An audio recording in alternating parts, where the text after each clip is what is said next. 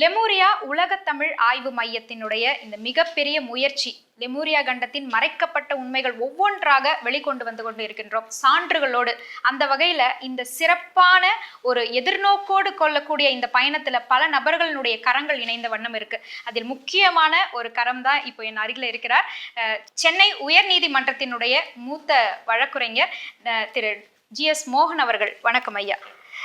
எப்பவுமே ஒரு உண்மைக்கு தான் தொடர்ந்து செல்ல செல்ல பல கரங்கள் வந்து இணையும். அந்த வகையில பார்க்கும்பொழுது மக்களுக்காக நீதி பெற்றுத்தரக்கூடிய, எப்படியேனும் வாங்கி தரக்கூடிய நீங்களும் இதுல இணைஞ்சிருக்கீங்க.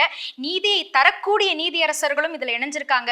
மருத்துவர்கள், இப்படி பல துறைகள்ல இருக்கக்கூடியவங்க நிச்சயமா இதுல இணையும் பொழுது உண்மையினுடைய பலம் எந்த அளவுக்கு இருக்கும், ஆற்றல் அப்படின்றத எதிர்கால சந்ததிகள் கண்டிப்பாக புரிந்து கொள்வார்கள். ஸோ இந்த மறைக்கப்பட்ட உண்மை அப்படின்னு சொல்லும் பொழுது, லெமூரியா கண்டம் மறைக்கப்பட்ட உண்மைன்னு சொல்லும் பொழுது உங்க மனசுல தோன்றக்கூடிய முதல் எண்ணம் என்னங்க ஐயா? இப்போ நீங்கள் உலகத்தில் கிட்டத்தட்ட 800 crores people are living. 800 கோடிக்கு மேல் மக்கள் வாழ்கின்றார்.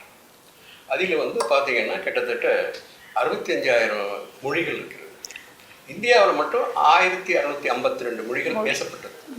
இப்போ இந்த மொழிகள், இந்த கலாச்சாரம், இந்த கல்ச்சர், இதுக்கெல்லாம் அடிப்படை பேசிக் பார்க்குறேன். பேசிக் பார்த்தீங்கன்னா இந்தியாவிலே 2 பழமையான மொழிகள், அதாவது வட மாநிலம், தென் மாநிலம். நம்ம முதல் தோன்றிய கண்டம் லெமூரியா கண்டம். அவர்கள் பேசிய மொழி தமிழ். அப்போ உலகத்திலேயே முதன்மையான மொழி தமிழ்.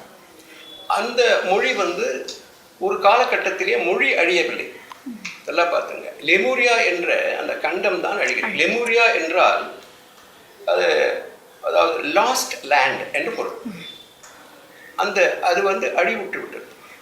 பல ஆயிரம் ஆண்டுகளுக்கு முன்னால், குறிப்பாக 20,000 ஆண்டுகள் முன்னால் லெமூரியா கண்டம் தோன்றியது. இதை தோற்றுவித்தவர் ஈசன், சிவபெருமான்.